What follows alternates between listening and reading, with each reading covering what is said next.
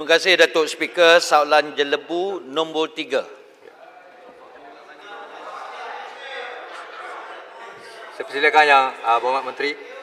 Datuk Yang di-Pertua, seperti Jelebu dan ahli umat sedia maklum, Kertas Putih Felda yang dibentangkan di Dewan ini pada 10 April tahun lalu telah menggariskan pelbagai strategi dan untuk dilaksanakan dalam tempoh jangka pendek, sederhana jangka panjang.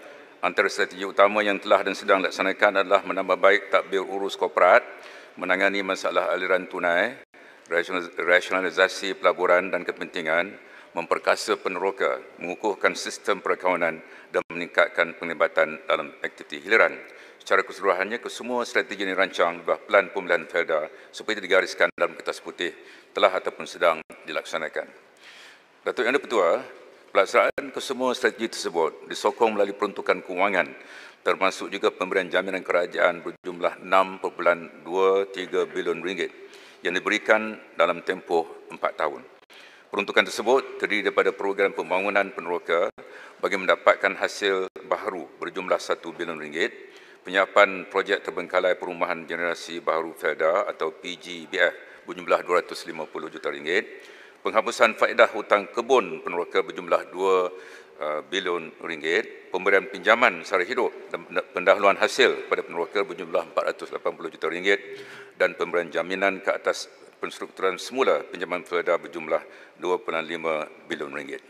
Datuk Yang di-Pertua, di bawah program pembangunan peneroka bagi mendapatkan hasil baharu ataupun PPP, Felda telah melaksanakan projek rintis di Felda Bukit Rokan, Negeri Sembilan atas tanah seluas 77 ekar. Lebih daripada 300 orang peserta peneroka terlibat dalam program ini yang melibatkan aktiviti penanaman sayur dan cili secara vertigasi, ternakan arnab, pedaging dan penanaman cendawan. Pelaksanaan program PPP ini akan diperluaskan ke Felda Bukit Aping Barat, Felda Semencu, Felda Cuping, Felda Ketih 6, Felda Keratung 7 dan Felda Sahabat di Sabah. Antara program yang akan dilaksanakan adalah ternakan lembu pedaging, tanaman herba, tanaman kacang dan juga tanaman rosel.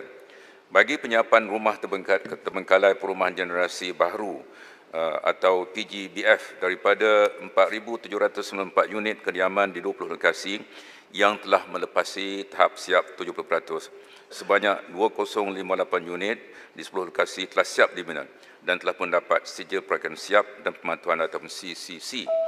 Baki 2,020 unit kediaman di 6 lokasi dijadual siap menjelang hujung tahun ini serta 716 unit kediaman di 4 lokasi dijadual disiapkan tahun depan.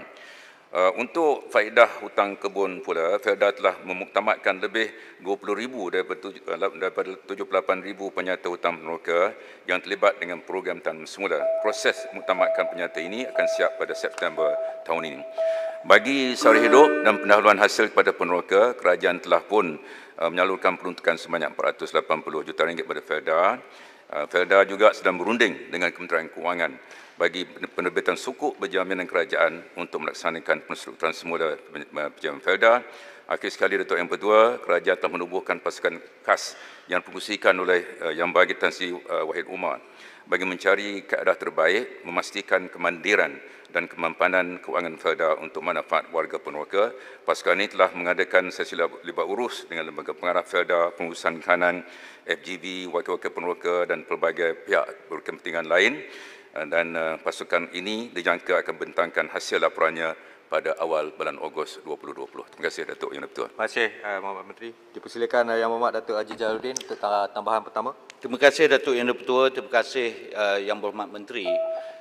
Saya mengucapkan terima kasih pada pihak kerajaan kerana telah mengambil beberapa langkah penyelesaian ke arah cadangan kertas putih Felda. Dalam banyak tajuk Yang Berhormat Datuk Speaker, saya nak tumpukan kepada rumah PGDF, rumah generasi kedua Felda. Yang Berhormat Menteri dah bagi tahu 70% ke atas akan selesai dalam tahun 2021. Saya nak minta penjelasan kerajaan 70% ke bawah, Yang Berhormat Datuk Yang di-Pertua. Di Jelebu dan Jempol ada 5 projek PGDF. Palung 12, Palung 8, Pasu 2, Pasu 3, Palung 16, 776 unit. Rumah cantik. cuma tak capai 70, ada 60% atas sikit saja. Ada tidak perancangan kerajaan untuk buat kolaborasi, kerjasama, sama ada dengan syarikat yang berkaitan dengan kerajaan atau syarikat swasta ataupun dengan SPNB untuk selesaikan masalah ini once for all dengan izin. Kerana vandalism sudah berlaku, rugi dua, Felda rugi, anak muda rugi tak dapat rumah, dan akhirnya kita akan melihat another ataupun satu lagi projek terbengkalai berada di kawasan-kawasan Felda. Terima kasih Datuk Im Tuah. Terima kasih Yang Berhormat. Silakan Yang Berhormat Menteri. Terima kasih. Jelebu. Di Jelebu ada 3 rumah generasi kedua ini, generasi baru ini, di Pasu 1 seperti Yang Berhormat sedia maklum, sudah siap 144 unit, ya. CCC telah pun diberikan Oktober 2018, ya. Dan yang kedua di Pasuh 2 seperti Yang Berhormat sedia maklum, di bawah peruntukan prihatin disediakan peruntukan 16.5 juta ringgit untuk menyiapkan 70 unit Pasuh 2. Mengenai yang kurang 70% ini yang disebut Yang Berhormat, ya, ada 150 unit di Pasuh 3 yang kurang, yang memerlukan 29 juta ringgit itu yang dibangkit oleh Yang Berhormat, ya. Juga dibangkitkan tentang Jempol tadi, rakan sebelah Jelebu. Sebagai makluman dari Yang Berhormat, skim ini diperkenalkan pada tahun 2013, ya.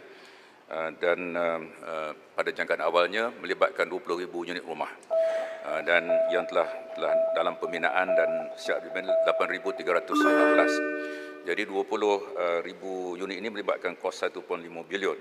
Antara masalah yang dihadapi ialah modelnya tidak mampan. Kenapa? Kerana kosnya kira-kira RM198,000 satu unit, dijual pada RM90,000 seunit. Maknanya bagi setiap rumah subsidinya RM100,000. Inilah masalah yang dihadapi oleh pihak kerajaan dan Felda. Apapun kita terima baik cadangan Yang Berhormat, insya-Allah kita akan cari kaedah khususnya pasukan petugas di bawah Tan Sri Wahid dan di bawah kepimpinan Yang Berhormat Besut, pengurusi Felda yang baru. InsyaAllah kita akan cari kaedah-kaedah baru bagaimana untuk menangani masalah rumah-rumah yang kurang 70% tahap kesiapannya. Terima kasih Datuk Yang Dipertua. Terima kasih Yang Berhormat Menteri. Satu soalan. Silakan Yang Berhormat. Tampin. Okey, terima kasih. Kalau kita rujuk pada kertas putih, ada yang menyebutkan penguasaan mekanisasi dan otomasi akan meningkatkan produktiviti dan mengurangkan kebergantungan terhadap pekerja asing. Saya ingin bertanya, sejauh manakah kerajaan telah melaksanakan urusan ini sehingga dalam keadaan COVID-19 ini pintu negara masih ditutup dan juga kadar pengangguran yang kritikal terutama di kalangan anak-anak generasi muda Felda.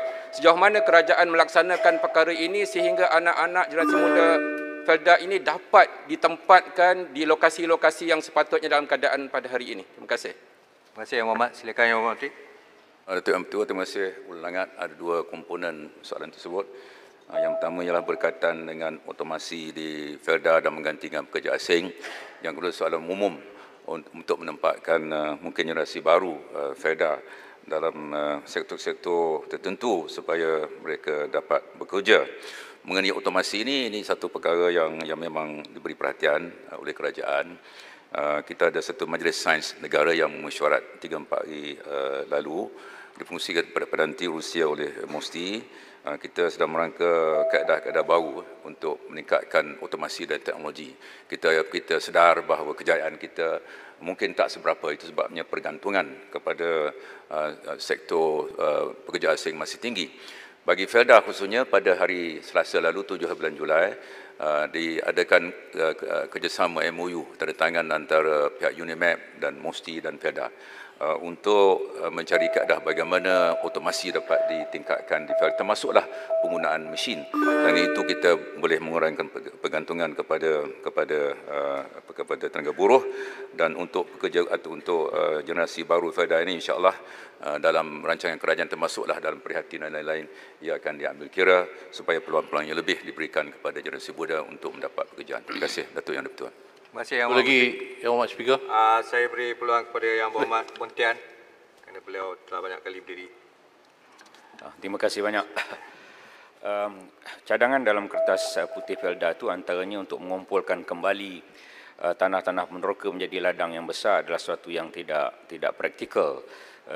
bererti ia tidak boleh berjaya. Bagaimanakah mengenai ada satu cadangan dahulu untuk mewujudkan gedung makanan negara supaya tanah-tanah peneroka Felda dijadikan juga pusat-pusat penternakan tanaman herba, pelbagai usaha di bawah tanah 10 ekar yang disediakan itu. Projek besar nama Gedung Makanan Negara. Terima kasih. Terima kasih Yang Hormat. Silakan Yang Hormat Menteri. Yang Di-Pertua, gedung ni sudah lama dah, semasa Yang Hormat juga bertugas sebagai salah seorang yang menjadi pemangkin kepada kemajuan Felda satu masa dahulu. Jadi dulu satu masa nak ternak 1 juta lembu di kawasan Felda, Yang Hormat Puntian masih ingat. Jadi ini memang merupakan satu perkara yang penting. Itu sebabnya kerajaan telah bersetuju untuk membentukkan 1 bilion ringgit. Setakat ini 38 juta telah diperuntukkan. Menjelang tahun ini 100 juta insya-Allah. Dan bermula di Bukit Rokan di Tampin Negeri Sembilan. Ada ternakan enap. Di situ juga ada beberapa pengusaha yang menternak lembu. Saya berkesempatan melawat Bukit Rokan ini, berjumpa dengan 2 penternak. Seorang ada 250 ekor, seorang lagi 100 ekor. Seorang nama Faiz saya. Jadi dua-dua mereka berjaya dan ini merupakan salah satu daripada pendekatan baru yang diambil oleh Felda. InsyaAllah di bawah kepimpinan pengurusi baru Yang Amat Besut ini, kita ada menaruh penuh keyakinan beliau mampu untuk melonjakkan Felda untuk mencapai kejayaan yang lebih hebat masa akan datang, termasuklah menjadikan Felda sebagai gedung makanan negara. Terima kasih Datuk Yang di-Pertua.